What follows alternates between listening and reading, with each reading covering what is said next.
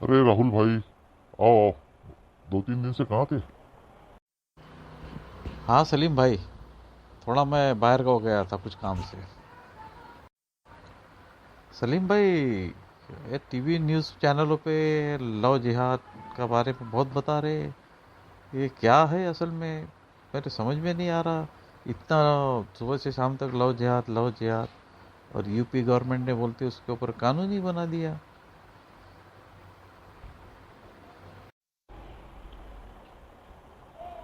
राहुल, असल में राहुल भाई, ये राजनीति का हिस्सा है। ये राजनीति के लिए वजह से कुछ लोग राजनीति कर रहे हैं, पर्टिकुलर एक कौम को, एक समाज को टारगेट बना के। एक जो अल्पसंख्यक समाज है उनको टारगेट बना के उनको बदनाम किया जा रहा है। और बहुसंख्यक जो हिंदू वोट है उनको इकट्ठा करने के लिए ये प्रोपोगंडा किया जा रहा है टीवी के माध्यम से, जबकि ऐसा कुछ भी नहीं है। जितने समझदार और अक्लमंद लोग हैं वो ये बातों को समझते हैं। लेकिन ये लव और जिहाद का क्या मसला है? जिहाद तो वो आतंकवादियों का था, है ना? और ये लव बोले तो प्यार, प्यार का जिहाद, ये क्या चीज़ है? हाँ राहुल भाई, ये कोई नाम की चीज ही नहीं है। प्यार तो प्यार होता है, जिहाद थोड़ी होता है। और रही बात जिहाद की, आतंकवाद और जिहाद का भी कोई लेना देना नहीं है। ये आतंकवादी जिन्हें ये बना के भेजा गया है, ये आतंकवादी बनाने वाले हैं जो लोग हैं। कौन लोग हैं ये? उनको हथियार कौन पहुंचा रहा है, ये भी आप स्टडी करिए ना। ये वही लोग दे रहे हैं जो हथियार बना रहे, बड़े बड़े देश वही उनको हथियार दे रहे हैं। आतंकवाद खत्म हो जाएगा तो हथियार कैसा बिकेगा? आज पूरी दुनिया में सबसे बड़े हथियार के तस्करी, हथियार को बनाने वाले कौन से देश है? तो समझ लो वही लोग आतंकवाद खड़ा कर रहे हैं। पर ये सब आतंकवादी तो मुसलमान और इस्लाम के नाम ही लेते ना, मुसलमान ही बताते ना। राहुल भाई, इस्लाम में आतंकवाद की कोई जगह नहीं है। रही बात जिहाद की, जिहाद के बारे में सही तरह से आज किसी को भी नहीं मालूम है। यहाँ तक कि बहुत सारे मौलवियों को भी जिहाद की सही कंसेप्ट जो है वो नहीं मालूम है। वो समझते हैं जिहाद बोले तो ये हथियारों से जो लोग लड़ रहे हैं वो जिहाद करना है, हथियार से लड़ना बोले तो। असल में रोजी रोटी के लिए जद्दोजहद करने को भी जिहाद कहा जाता है। तालीम हासिल करने की जद्दोजहद को भी जिहाद कहा जाता है। तो जिहाद तो बहुत सारी, जो मजदूर जो काम कर रहा है ये जिहाद कर रहा है। जो अच्छी बातों के लिए जो लड़ रहा है वो जिहाद कर रहा है। ये जिहाद तो बहुत तरह से, एक माँ जो है अपने बच्चे को पैदा करने के लिए जिहाद करती है।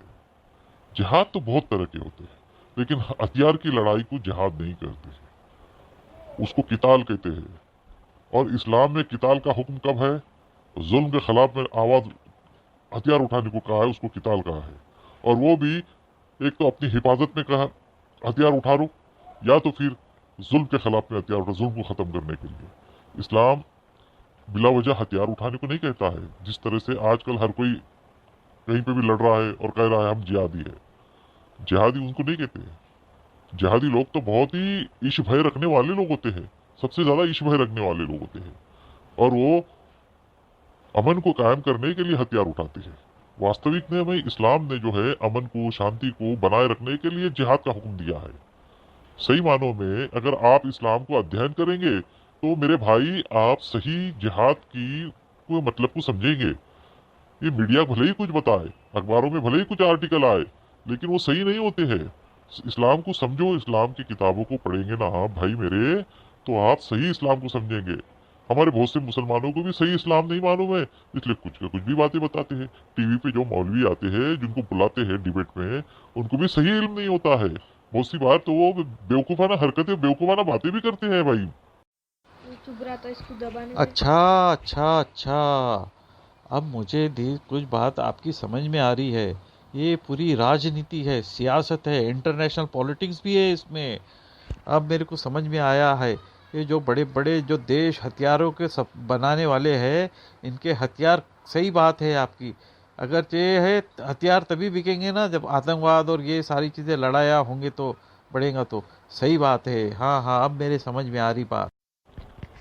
भाई, इतनी दुनिया के 1/3 हिस्से पे इस्लाम फैल चुका था, तो क्या सब हथियारों के बेस पे ही फैल चुका था? अब 650 साल भारत के अंदर में मुसलमानों की, मुगलों की हुकूमत रही है। अगर वो हथियारों के भरोसे पे पूरी हुकूमत करते थे और हथियारों के बेस पे धर्म का प्रचार करते थे, हथियार के जोर पे, तो भारत के अंदर में एक भी हिंदू नहीं बचता था। यहाँ पे 130 करोड़ की आज के आबादी में 130 करोड़, 120 करोड़, 110 करोड़ तो भी मुसलमान हुआ होते थे। क्या है, आज मुसलमान भारत के अंदर में 130 करोड़ की आबादी में 17-18 करोड़ ही है, तो माइनॉरिटी में है, अल्पसंख्यक में है। इसका मतलब यही है कि भारत में भी जो इस्लाम फैला है वो तलवार के भरोसे पे नहीं फैला है। ये जो लोग बोलते हैं कि तलवार के भरोसे इस्लाम पैदा है, ये इस्लाम दुश्मनी दिल में रखकर बोलते हैं, हकीकत नहीं है ऐसी। आप भाई मेरे इस्लाम के बारे में सही अध्ययन करिए, सही जानकारी हासिल करें। जो लोग सही इस्लाम की जानकारी रखते हैं उनसे ही मुलाकात करके इस्लाम को समझने की कोशिश करें। हाँ सलीम भाई, मेरे को अब समझ में आ रहा है सब। मैं अब इस्लाम के बारे में जानने की कोशिश करूँगा। हाँ, मैंने कभी तो भी एक छोटी सी किताब में पढ़ा था, साने गुरुजी की किताब में भी। साने गुरुजी ने भी मोहम्मद पैगंबर के बारे में बहुत तारीफ़ लिखी है, बहुत इस्लाम के बारे में, इस्लाम के अच्छाइयों के बारे में बहुत कुछ लिखा है। मैंने भी पढ़ा था। स्वामी विवेकानंद जी ने भी इस्लाम की तारीफ़ें की है, इस्लाम के बारे में बहुत कुछ अच्छा लिखा है। हाँ हाँ, ये तो बात सही है। अगरचे साने गुरुजी जैसा व्यक्तिमत्व और विवेकानंद जैसा बड़ा व्यक्तिमत्व अगर इस्लाम की तारीफ़ करता है, तो इस्लाम कैसा टेररिस्ट और आतंकवाद हो सकता है। ये तो सियासती लोग और कुछ झूठे किस्म के झूठे लोग इस्लाम के बारे में गलत फहमियाँ फैला के अपनी रोटी सेक रहे हैं। अब मुझे समझ में आ रहा है।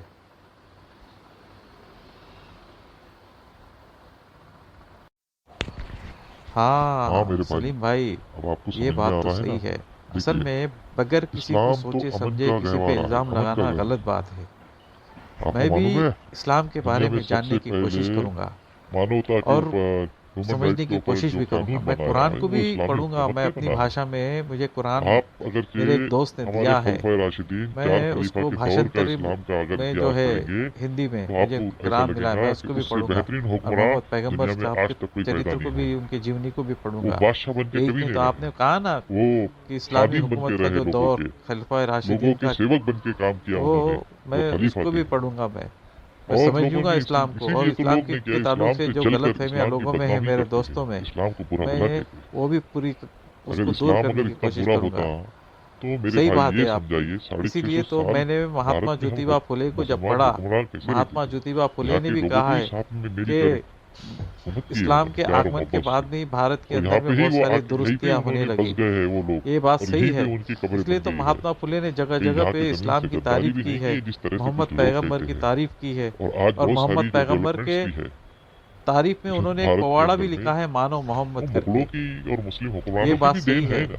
इसीलिए तो बाबा शेर साहब शाह सूरी ने आम्बेडकर ने सबसे पहले हिंदुस्तान में 1926 से बीएमसी लेकर का ऑफिस कायम किया था, 1929 तक के सड़कें अपने बनाने का भाषणों में काम शुरू किया था। बहुत सारे दलितों ऐसे बहुत को सारी इस्लाम उदाहरण कबूल दे करने के सकते लिए हैं भी भाई। कहा था, और इस्लाम की तारीफ की, और कहा कि इस्लाम ऐसा है, समतावादी मजहब है, सबको समानता का अधिकार देता है, इसलिए तुम मुसलमान हो जाओ करके। यहाँ पे दलितों को बाबा साहब आम्बेडकर ने कहने से बहुत सारे लोग मुसलमान बन गए थे।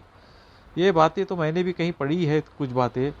और अच्छा हुआ सलीम भाई, मैं आपसे मिला, आपसे बातचीत किया हूँ। और आपके पास में भी कुछ इस्लाम के ताल्लुक से कुछ किताबें हो तो मुझे ज़रूर देना, मैं अध्ययन ज़रूर करूँगा।